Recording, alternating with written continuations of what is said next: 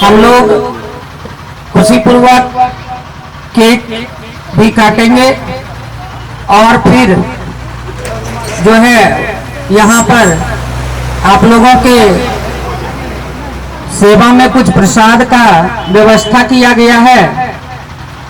उस प्रसाद को ग्रहण करने के बाद ही घर को प्रस्थान करेंगे, लेकिन हम फिर आपसे बाद में मिलेंगे।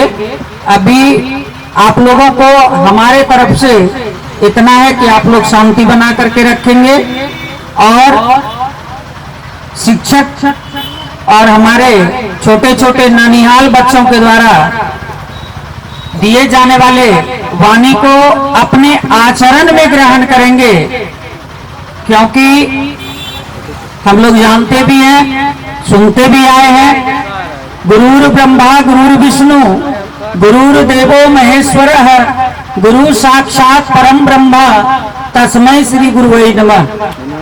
कि आज मैं आपको अगर शिक्षा दे पा रहा हूं तो वो हमारे गुरु की कृपा है। और जब गुरु की कृपा आप पर असीम बनती है तो आप में वो क्षमता का विकास होता है जिस क्षमता के बारे में कोई सोच नहीं सकता है। और मैं हमेशा आप लोगों को कहता हूं कि आप लोग गुरु का सम्मान कीजिए, क्योंकि गुरु का स्थान जो है वह भगवान से भी बढ़ करके है। ऐसे तो कहा जाता है, हम लोग इंग्लिश में पढ़ते हैं God, what is the meaning of God, what is the meaning of God, very simple, ईश्वर। हम लोग ईश्वर को मानते हैं, ईश्वर सर्वशक्तिमान होते हैं, God is almighty, but it is not true. Who is the person that you advise? That means God. At first our God is our teacher, because teacher, that means God. G for generate, कहा जाता है भगवान सर्वशक्तिमान है, God is almighty। और G for generate, generate का मतलब होता है पैदा करने वाला।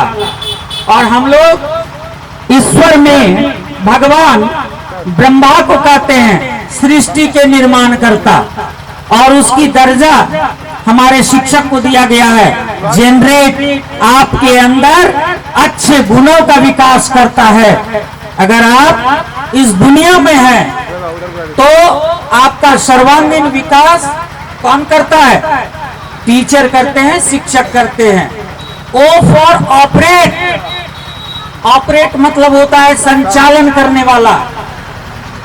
आप देखते हो कि हमारे साउंड सिस्टम वाले भैया जो हैं,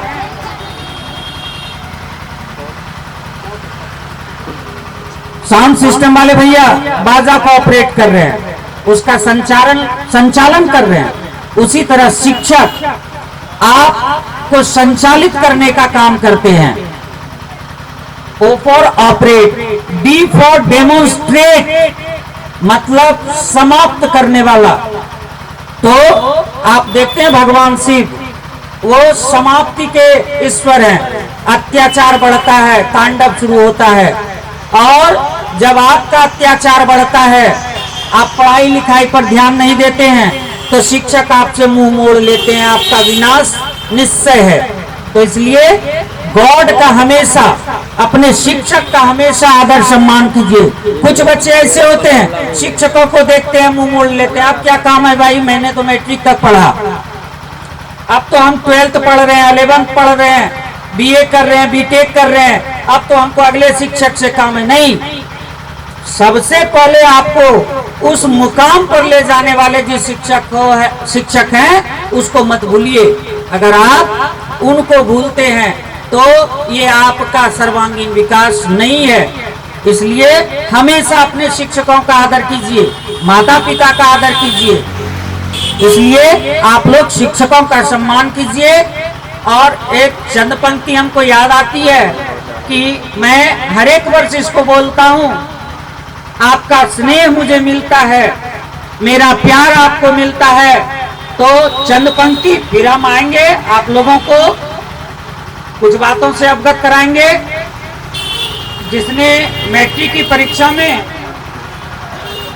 प्रथम श्रेणी से द्वितीय श्रेणी से पास किया है उसे पुरस्कृत किया जाएगा। जिसने 11th-12th में प्रथम श्रेणी से द्वितीय श्रेणी से पास किया है उसे भी पुरस्कृत किया जाएगा।